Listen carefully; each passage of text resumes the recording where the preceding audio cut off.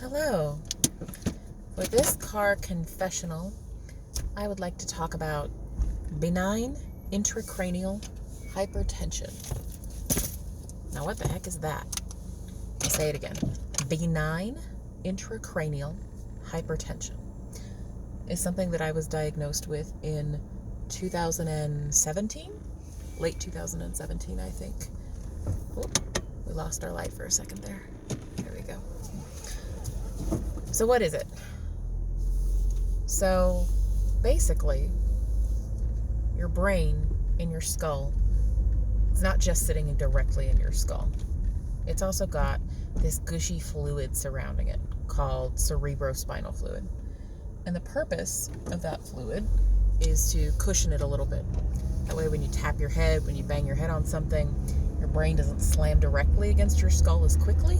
That fluid that your brain is floating in kind of cushions it a little bit. Now, if you repeatedly bang your head on things, it's not going to do a whole lot of good. You're going to end up with brain damage. That's how football players and athletes get CTE and stuff like that. It's from those repeated tiny hits and larger hits too.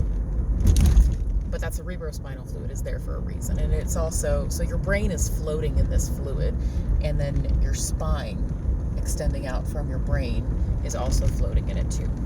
So what happens with intracranial hypertension? Intracranial just means inside your skull, inside your cranium. Hypertension means high pressure. So kind of like high blood pressure, only specifically in your skull. So what happens is, somehow, they don't know how, you get too much of this fluid in your skull. And a skull is not flexible, right? It's made of bone. A skull is made of bone. So if you try to fill something that's not flexible, that doesn't bend, with more and more fluid, then it's just going to press on whatever's already in there. So if you've got too much cerebral spinal fluid, like I would have with intracranial hypertension, your brain is literally getting squeezed by this excess fluid.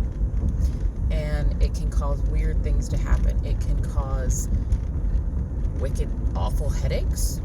It can make you nauseous. It can make you dizzy. And then it can also cause visual disturbances. So like when my symptoms were at their worst, I would see stars just from like turning my head kind of suddenly, like to one side or the other. You know, like that feeling when you get when you stand up too fast, and you get stars that cloud your vision. Well, I would get that just from turning my head one way or the other. And I would also get these terrible headaches all the time too. Now, they used to call this pseudo-tumor cerebri, like pseudo meaning like false, like a fake tumor, because all the symptoms it causes are almost identical to how you'd feel if you had a brain tumor, but you don't have a brain tumor. But it's the same principle as you've got too much stuff in your skull, there's not enough room for it.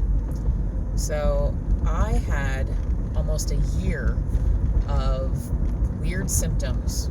I thought they were sinus infections because that feels like pressure in your head. And I went to the doctor repeatedly, and they just kept giving me antibiotics again and again and again, and it never helped. Until finally I went to an eye doctor appointment, just my regular optometrist appointment to get my glasses prescription updated. And they looked at my optic nerves, which is the nerve that runs out the back of your eyeball to your brain. And they said, hey, whoa, your optic nerves are really swollen. This is not good. Because it can be a sign of a brain tumor. So they referred me to a retina specialist who looked at it again, who said, yep, your optic nerves are swollen. The retina specialist referred me to a neurologist to get an MRI of my brain and a spinal tap. Now the MRI is to make sure that there's not a brain tumor in there. So they did the MRI. I had no brain tumors.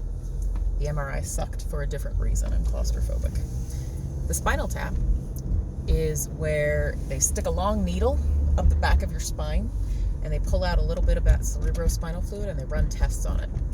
And that's supposed to tell them stuff like, is there too much protein in it? Is there other weird stuff in it? And they use that to rule out things like multiple sclerosis, stuff like that. I didn't have any of that.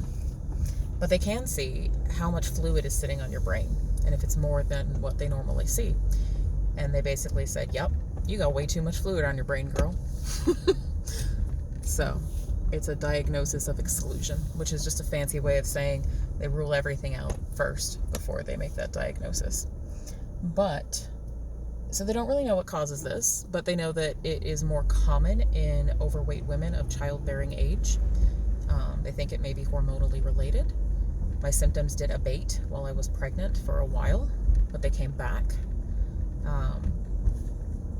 In my life, my symptoms have been fewer and lesser when I have been more active and gotten more exercise and in better physical shape.